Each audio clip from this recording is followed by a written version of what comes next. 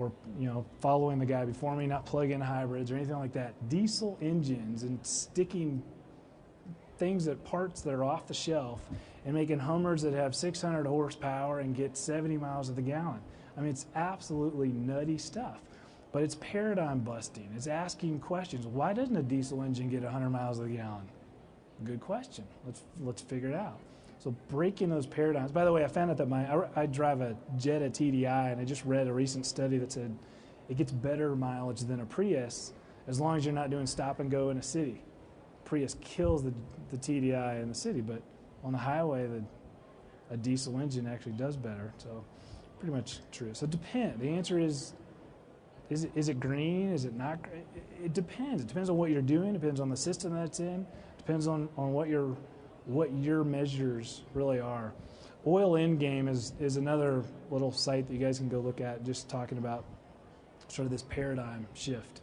I'll do a couple little summaries. I think yesterday, all the focus has been, and even today, some point, all the focus has been on manufacturing. But every product that comes off a factory floor is brown. I don't care what it's made of. It's brown.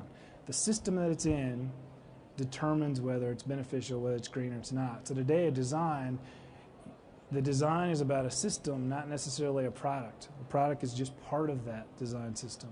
And you're converging these two different disciplines. And by the way, anybody selling a product is selling now more than a product. They're actually selling everything that's behind it. And eventually all the information that's behind it is becoming more and more transparent. You're going to know where it came from. You're going to know how much energy was spent building it. And all that's going to be part of the sell. You could have something that's, that's made of oil, but the system makes it completely reclaimable and recyclable, and it won't matter. The question is, what is the system? So converging, and I would even say the converging of the product and the system that it's in is really happening quickly. So just parting thoughts, I would say, don't let the marketing side of products determine what your belief is, what a product should be, and expect a whole lot more from the products that are out there. Certainly don't expect a so-called green product to be inferior to something that's standard. You should expect it to be superior. So at least be the same performance, because you should have both. We shouldn't compromise. We should have a Hummer that gets 100 miles to the gallon. You should be able to have a huge vehicle and put all your kids in it and not have to worry about the mileage. You should. There shouldn't be a compromise there. And there's actually more impact with the system than there is with the actual object involved. The object is ends up being a minor part of it. Go through this just for time. These ideas, a lot of what I've talked about today is not new. You shouldn't hear a whole lot that's new, but some of it is different, and some of it is considered inferior at this point, but it's just because people haven't changed their minds about it. So these are trends. The whole, the Eco Expo is a fantastic event and should have 10,000 people at it, but people haven't really had an opportunity to be here. Maybe Chattanooga is shifting and changing. It certainly is a great platform, and actually Chattanooga is part of that system that we talk about. There's products made in Chattanooga that are part of the manufacturing system, part of the distribution system, but Chattanooga is also part of that system. It's from Chattanooga. Wow, it's fantastic. We should take that opportunity to make that part of the value of the products coming from here. And new opportunities are just insane. Again, asking the right questions, finding problems, solving them, making sure that the products that we're making are sustainable in a system, not just made of just bamboo or just made of, switchgrass. That's a very tiny part of the process. So I want to encourage you.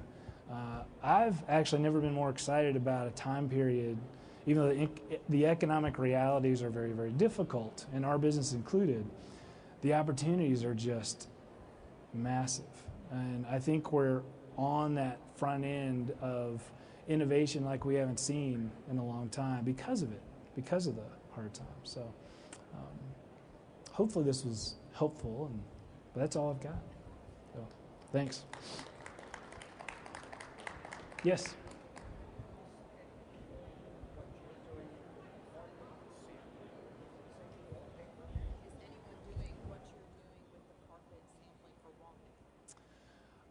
There's photography that's happening with wallpaper. Nobody's doing 3D modeling at this point. You know, the traditional website type products are there.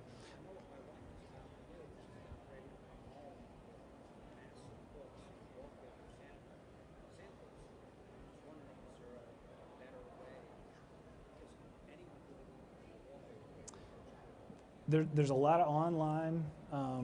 You know, every brand pretty much has an online piece. There's a lot of distribution houses, you know, big box that have tools for online. So initial selection, you should be able to narrow things down very quickly. And so the loads of samples that she comes home with is smaller, and she'll probably get help at a showroom to help her narrow some things down as well. So I don't think that system's necessarily broken. I just think there's incremental improvements all the way across it that will make it, you know, more sustainable, less wasteful, less expensive for the manufacturer, more convenient for your wife. Yeah, it's a physical limitation. It's just like their libraries.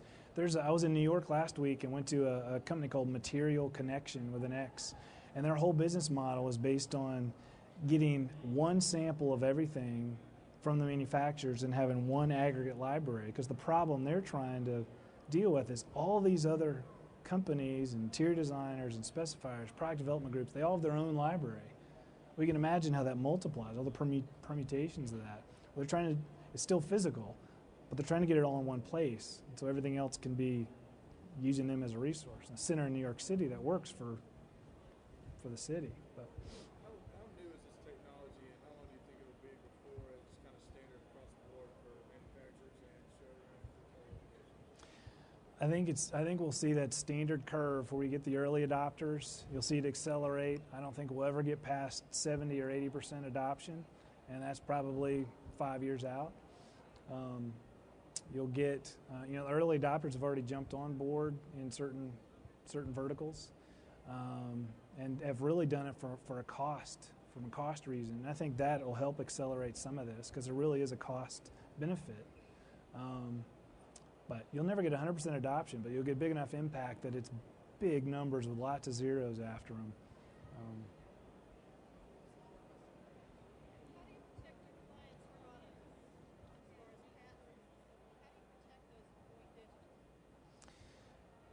Digital, it's a good question. We've had this conversation quite a bit with clients. The pattern itself, if it's been trademarked and protected, it is protected already, but we're not doing anything they wouldn't do in a sample book or when they're sending a sample out or taking a photograph and trying to put it online. There's no data behind it. We're not sending out, the files that they're running the machine with. We're not sending out, the specific yarn data where somebody else can actually create it separately or modify it. If somebody can look at a pattern out of a photograph and rip it off, they're doing that today. And there's no difference for this, and we wanted to make it so it was the same hurdle as it was before. We're not giving all the ingredients out into, open source.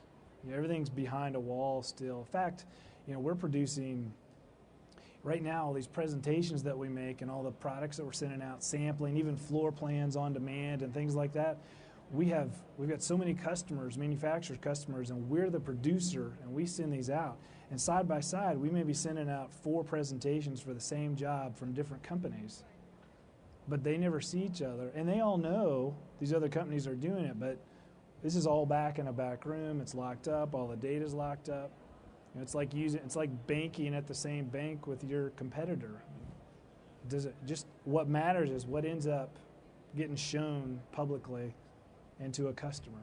The trademarks are what protect your clients? The clients have trademarks and protections on their products. We have protections and patents on the process itself, and then we've got security, for the digital information. So. Find out more about your company, tricycle.com or tryk.us, tryk.us. So, okay. Anything else? Thanks.